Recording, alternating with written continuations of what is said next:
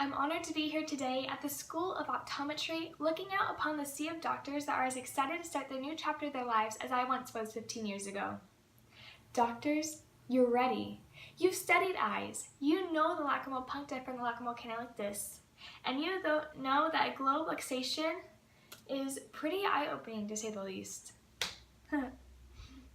But we can't fix the eyes of others in the world until we are able to see the world clearly for ourselves. This clarity can't be given just by a pair of glasses. Instead, we must develop this clarity. See beyond the common vision of society, realizing that our lives aren't filled by the accomplishments we obtain, but by the value we intentionally place on moments and experiences as we simply strive to give the world our full potential. My point is, we will never be successful. Now, I don't mean to take away from the light of this special day and all the hard work that has brought you to this point, because it is all worthy of celebration. But being a doctor and having the right job cannot and will not fulfill you. And no matter who we are or where we work, men will never achieve success because the self-fulfilling idea of success is one that is just simply unattainable. We see this aching defeat over and over in our culture. Take, for example, Fitzgerald's character Gatsby, the epitome of a man with ambition, visualizing a lifestyle that wasn't his own and going to any extreme measures to obtain it. The common ideas of success are ones people seem to continuously admire and strive for, but that repeatedly leave them empty-handed. Why do we continue to value these same ideas then? Maybe it's because we believe ourselves to be different, that we'll be able to accomplish something more than others did. Or maybe because we believe we'll be fulfilled in a way that others weren't.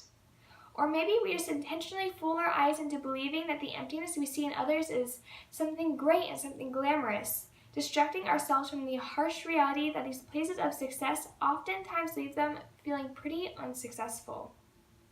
By the way, fooling our eyes from reality basically means that we're blind, and I don't know about you, but the blind optometrists that I know aren't doing so well. Sometimes we're blinded like Gatsby, striving for a goal that is pretty much impossible to even reach. Blinded like a dog chasing after a treat on a stick. The dog is never truly able to obtain it, but its mouth still waters for it, running faster and faster to reach it, running past everything else around it.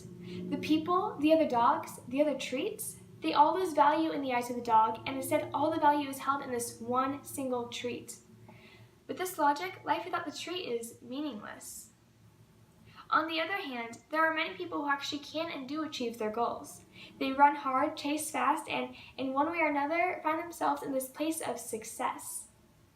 Richard Cory, for example, Edwin Robertson's portrayal of a man who had everything, the looks, the riches, and while everyone, including the reader, assumed Richard Cory to be the man who could desire nothing else, he kills himself. He gained everything and was the emptiest one of them all. This brings us back to our dog. The treat, maybe one day the dog will catch it, and as soon as it does, the treat will be gone. It'll have put all value into this one single treat, and although it may contain a bit of joy for a second, it can never hold all the value of every moment the dog passed while reaching for it. The dog will have nothing else to run after, and while spending its entire life having a focus towards this and nothing else, it will feel lost as to what it does next. It's unfulfilled by a treat that it thought would fill its stomach. The writer of Ecclesiastes depicts this cycle perfectly, stating, "I had considered all that my hands had done, and all the toil I had expended in doing it, and behold, all was vanity and a striving after winds, and there was nothing to be gained under the sun." Now, I'm not saying that striving for a goal and accomplishing is bad. Look at where you are today. You've been striving for this goal for years, and now you've finally made it, and that's something to be proud of. But just as Einstein notes, strive not to be a success, but a value. Value your hard work and value the accomplishments that result. Value the twists and turns and dips that life surprises you with along the way, and take joy in the fact that life has so many greater things to offer than just your simple idea of success. Maybe with this mindset, you'll find yourself happy in the moment rather than seeking to find happiness later on. Maybe you'll find that you never found success. Maybe instead, you'll have found something much greater than that. Thank you.